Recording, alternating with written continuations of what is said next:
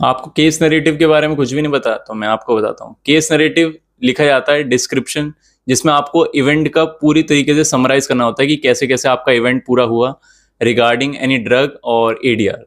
एक पेशेंट का। तो वो इस तरीके से यूं आप लिख सकते हो कि I was hospitalise to a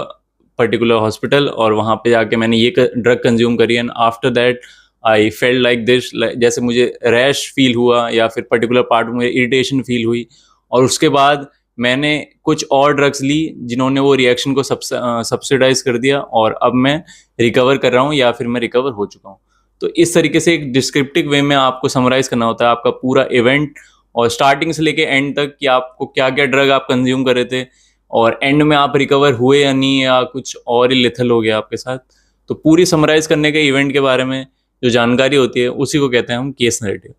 video अच्छी लगी हो तो लाइक शेयर सब्सक्राइब करना, और थैंक यू।